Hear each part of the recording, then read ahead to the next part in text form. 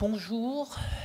Alors, pour ceux qui ne le savent pas donc, et qui ne parlent pas français, je laisse le temps d'installer les casques, car cette session va se dérouler à la fois en français et en anglais. Nous avons donc fait le choix de faire vivre la diversité linguistique chère aux écologistes à travers cette plénière. Donc c'est une plénière, merci d'être présent. Nous allons, après l'exposé qui a été fait, qui était un exposé général, nous allons essayer d'exposer, à défaut de savoir s'il y a des villes vertes, nous allons essayer d'avoir des réponses pratiques pour savoir s'il y a des réponses vertes particulières aux écologistes dans le cadre des problématiques urbaines qui se posent maintenant.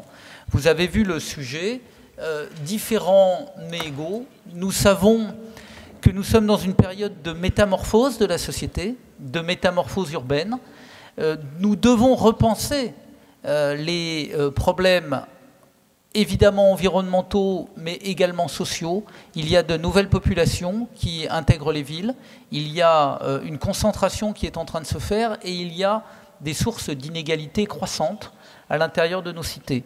Donc nous allons, à travers trois exemples, l'un qui nous vient et qui nous viendra donc de Genève en Suisse, l'un qui nous viendra du nord de la Grèce, et l'un qui nous viendra d'une capitale européenne, Budapest. Donc nous allons essayer de porter un certain nombre de pratiques et de réponses. Donc je crois que nous sommes déjà pas mal en retard, donc on va essayer de rattraper un tout petit peu. Je propose en premier à Madame Esther Alder, qui est donc le maire de Genève, en Suisse, donc ville évidemment très connue, pas nécessairement vue comme une ville écologiste, donc de pouvoir nous exposer la réponse et les réponses qu'elle peut apporter aux différentes problématiques qui se posent, notamment en termes d'inégalité. Donc, Madame Alder, soit vous restez là, soit vous pouvez aller au pupitre, comme vous le préférez. Merci.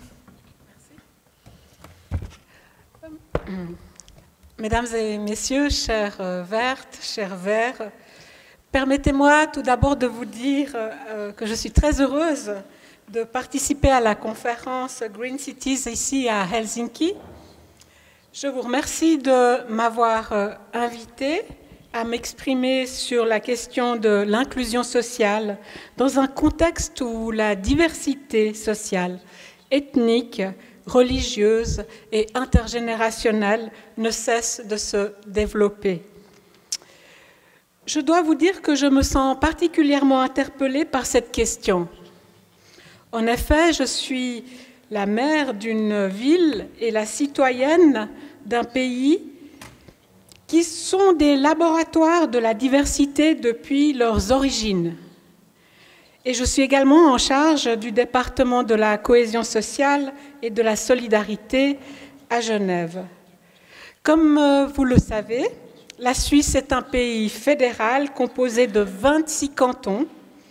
Ces cantons ont été pendant longtemps des entités politiques indépendantes. En 1848, ils ont décidé de former un État fédéral. La Suisse s'est construite par agrégation et aucun des cantons ne désirait voir ses spécificités locales ou régionales disparaître dans un État unitaire. Aujourd'hui, la Suisse et sa diversité se manifestent à plusieurs niveaux.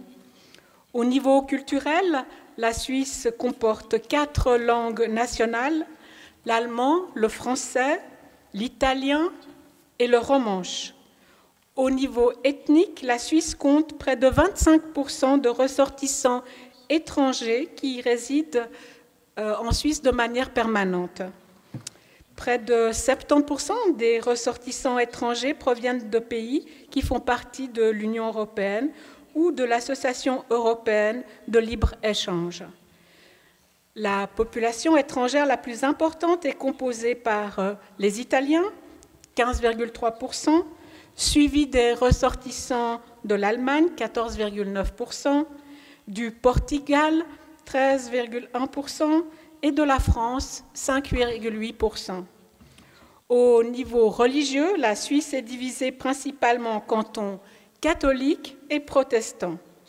L'islam est la troisième religion du pays, avec environ 400 000 musulmans, soit 5% de la population. Mais la Suisse compte en tout environ 500 communautés religieuses différentes. Oui, vous avez bien entendu, 500 communautés religieuses différentes. Et sur les plans linguistiques, ethniques et religieux, la Suisse est donc un pays très diversifié. La ville de Genève a à peu près les mêmes caractéristiques, mais avec des proportions différentes.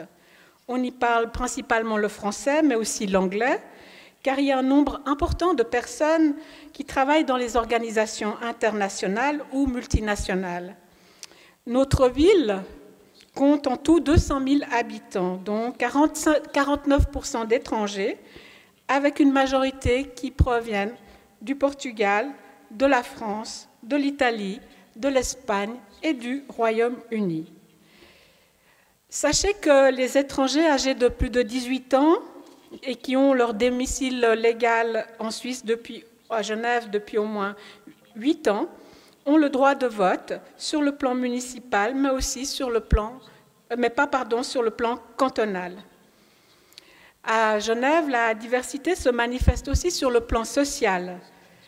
C'est vrai que nous ne subissons pas avec la même violence les catastrophes économiques et environnementales qui ravagent d'autres sociétés sur la planète.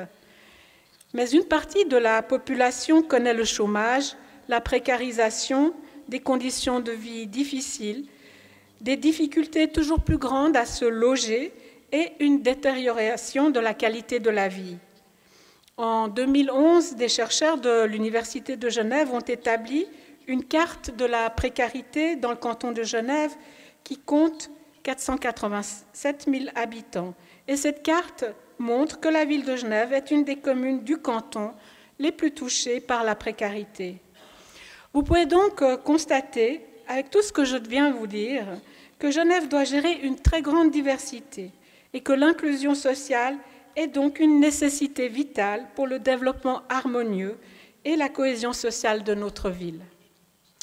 Dans une société multiculturelle comme Genève, la cohésion sociale ne va pas de soi, mais cela fonctionne plutôt bien, probablement parce que nous faisons attention à ce que personne ne reste en marge de la société.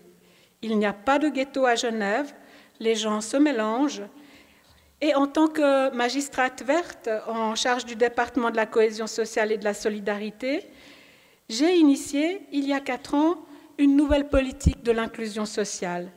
C'est une politique très pragmatique qui vise à donner des réponses concrètes aux problèmes des habitants.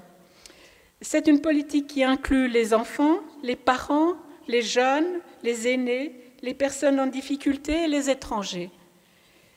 J'avais 5 priorités lorsque j'avais été élue en 2011 et j'ai pu déjà les concrétiser très largement. Ma première des priorités était de renforcer le soutien aux parents en augmentant le nombre de places en crèche et en développant l'offre d'activités para- et périscolaires. Étant donné le coût de la vie et l'augmentation des loyers à Genève, malheureusement, les parents doivent souvent travailler les deux. Nous devons donc les aider à concilier vie familiale et vie professionnelle. Lorsqu'ils ont des enfants en bas âge, leur priorité est de trouver une place en crèche. En 2011, lorsque je suis arrivée au département de la cohésion sociale et de la solidarité, il y avait 3000 places de crèche. À l'horizon 2020, il y en aura plus de 4000. Et 100% des besoins exprimés par les parents seront alors couverts. Comme je le disais, nous avons aussi beaucoup développé les activités périscolaires et parascolaires. En moins de 15 ans, la demande a explosé et le nombre d'enfants inscrits au parascolaire a pratiquement doublé. En ville de Genève, 7200 enfants sont inscrits dans un restaurant scolaire à midi 4600 à des activités qui ont lieu entre 16 et 18 heures. Nous avons donc ouvert de nouveaux restaurants scolaires et renforcé l'offre de loisirs éducatifs. Pour soutenir les familles aux revenus modestes, nous avons aussi lancé une allocation de rentrée scolaire qui se monte à 130 francs par an pour un enfant à l'école primaire et 180 francs par an pour un enfant au cycle d'orientation. Cette allocation a été distribuée aux 2700 familles qui en ont fait la demande. Ma seconde priorité concernait la question du logement pour les personnes en difficulté. Les mutations socio-économiques qui ont eu lieu à Genève depuis le début des années 2000, et notamment sous l'effet de l'accord de libre circulation des personnes, ont précarisé une partie de la population. Le nombre de personnes qui bénéficient de l'aide sociale distribuée par le canton se situe à un niveau historiquement haut. Dans ce contexte, il devenait nécessaire de favoriser l'accès au logement pour les personnes en difficulté, par exemple des jeunes travailleurs à faible revenu. Nous avons donc imaginé la création de logements relais pour ces personnes. L'idée est de les faire passer un cap difficile. Ce projet, je dois le dire, n'avance peut-être pas suffisamment vite parce que les lois sont très contraignantes sur nos territoires, mais certains de ces logements sont déjà en place. Chaque hiver également, nous avons ouvert les portes à deux abris de protection civile pour les personnes sans domicile fixe, ce qui représente environ 200 lits. Et lors de la dernière période hivernale, nous avons accueilli plus de 1200 personnes dans ces abris. Ma troisième priorité était de faciliter l'accès de la population aux services publics et à la culture. Pour assurer la cohésion sociale d'une ville aussi multiculturelle que Genève, il est en effet essentiel que tous les habitants puissent avoir accès aux services de l'administration municipale. Nous avons donc créé en ville 4 guichets d'information généralistes que nous avons appelés Point Info Service. Les habitants bénéficient ainsi près de chez eux d'un accueil, d'une information sociale, d'un accompagnement et d'un appui de qualité, quelle que soit la nature de leur demande. Dans ces points info-services, des écrivains publics, par exemple, se mettent bénévolement à disposition des habitants pour les accompagner dans leurs démarches administratives et parfois rédiger des courriers de toute nature. Toujours dans la perspective de faciliter l'accès aux prestations municipales, mon département a envoyé fin août 14 000 lettres rédigées en 10 langues aux potentiels bénéficiaires des allocations de rentrée scolaire dont j'ai parlé tout à l'heure.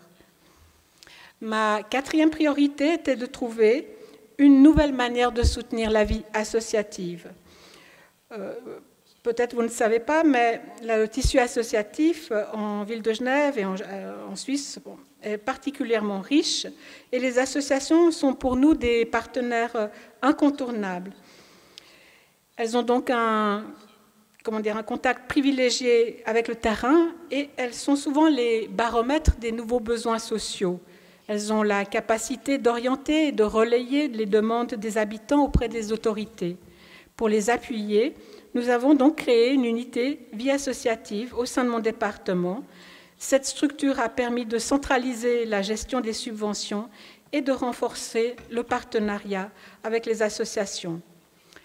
Enfin, ma cinquième et dernière priorité était de mettre sur pied une véritable politique des aînés à l'échelon municipal. La population genevoise vieillit, comme d'ailleurs la population suisse et également européenne, et la proportion des personnes âgées, qui est actuellement de 16%, va fortement, vous le savez, augmenter ces prochaines années. Avec 3 à 4 générations de seniors qui cohabiteront bientôt ensemble, nous assistons à l'éclatement des schémas traditionnels. Face au phénomène de vieillesse multiple, nous voulons diversifier les politiques publiques en fonction des besoins qui sont très différents en fonction de l'âge, de la santé, de l'insertion sociale ou encore de la situation financière des aînés concernés. Comme d'autres villes en Suisse, Genève a décidé de se doter d'un délégué aux aînés. Notre politique des aînés qui vient d'être lancée officiellement comprend 4 axes prioritaires. Le premier concerne l'accès aux prestations et la promotion du bien vieillir. La ville entend développer une concertation étroite avec les milieux immobiliers afin de transformer les logements existants et d'en créer de nouveaux en fonction des besoins des personnes âgées et à mobilité réduite. Le second axe est centré sur la lutte contre l'isolement. La ville va mettre en place un outil d'identification des situations à risque et développer le soutien aux personnes atteintes de troubles cognitifs. Elle veut également soutenir les proches aidants. Et le troisième axe porte sur le développement de la participation des seniors à la vie publique. Le quatrième axe concerne l'encouragement de la mobilité des personnes âgées, le renforcement de l'accessibilité aux espaces et aux bâtiments publics afin de permettre des déplacements en toute sécurité. La politique d'inclusion sociale de Genève se manifeste aussi par l'encouragement de la participation citoyenne. Nous voulons décentraliser la politique municipale dans les quartiers, en développant notamment la démocratie participative. Depuis les années 2009, nous avons ce que nous appelons des contrats de quartier. Ces contrats de quartier sont des processus participatifs auxquels collaborent les autorités municipales d'une part et les habitants et les commerçants d'un quartier d'autre part. Les habitants sont invités à formuler des projets concrets d'amélioration de leur quartier qui sont ensuite validés par l'exécutif de la ville. Ces contrats de quartier ont notamment permis de résoudre de nombreux problèmes, que ce soit au niveau des nuisances sonores, de réaménager des espaces publics ou de créer des secteurs à priorité piétonne. Le service des écoles de la ville met également en œuvre un budget participatif. C'est une possibilité offerte aux écoles qui le souhaitent d'entrer dans une démarche de réflexion collective sur l'amélioration des conditions de vie dans l'école. Ce budget est géré par une commission qui rassemble les différents partenaires de l'école, soit les enseignants, les parents, les élèves délégués, des animateurs parascolaires et le responsable des bâtiments. Les décisions se prennent de manière consensuelle en respectant les principes du commerce équitable et du développement durable. À Genève, l'aménagement des places de jeu dans les préaux prévoit un processus de participation à travers les conseils d'établissement. Ces conseils sont également composés de parents d'élèves, d'enseignants, et nous avons décidé d'impliquer davantage les enfants dans la vie publique. Nous considérons que les enfants, individuellement ou en groupe, représentent une force de proposition lorsqu'ils expriment des souhaits relatifs à leur environnement immédiat. C'est pourquoi nous souhaitons mettre en place des procédures d'écoute et de participation des enfants au sein des institutions politiques, de l'administration et des organismes que nous subventionnons.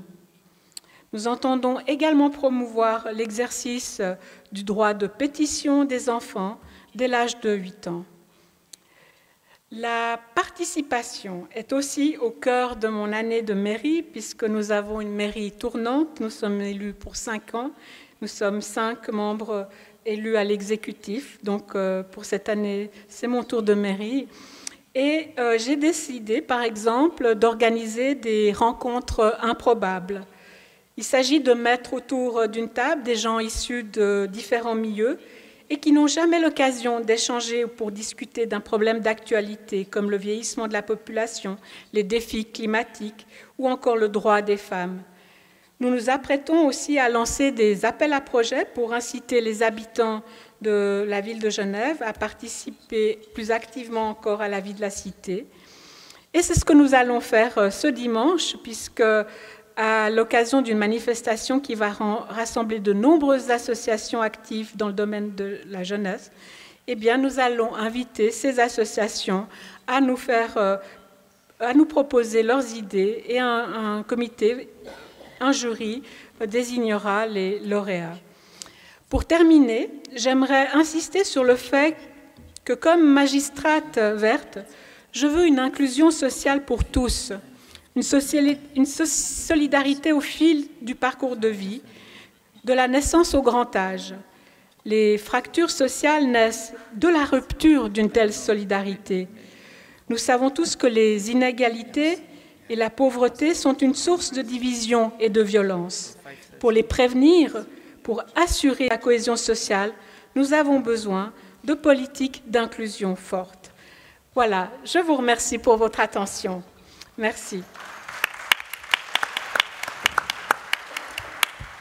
Merci beaucoup, Mme Adler, pour ce balayage de l'ensemble des liens que l'on peut créer à travers une ville avec les différentes catégories de population. Je pense qu'on reviendra sur la question de savoir si traiter chaque catégorie de manière différenciée et de nature après à créer un environnement qui soit un environnement collectif global. J'ai beaucoup aimé, alors c'est quelque chose, je vois mon ami Jacques Bouteau, le maire du 2e arrondissement de Paris, qui lui est élu pour 6 ans.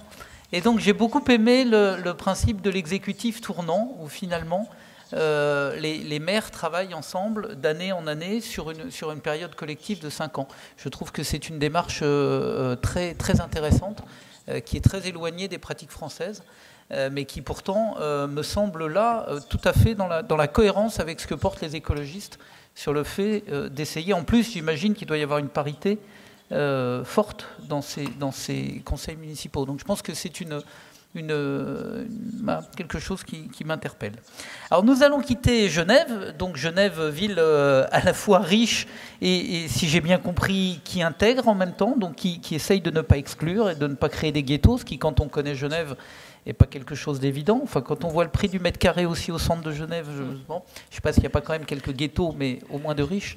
Oui. Donc nous allons quitter la Suisse pour aller donc dans le nord de la Grèce. Et donc nous allons entendre Monsieur Ioannidis nous parler de l'expérience qu'il a dans la ville de Kozani, dont il a été élu maire, maintenant je crois il y a plus d'une année. Je me trompe, si je me trompe, vous me le direz, vous nous le direz.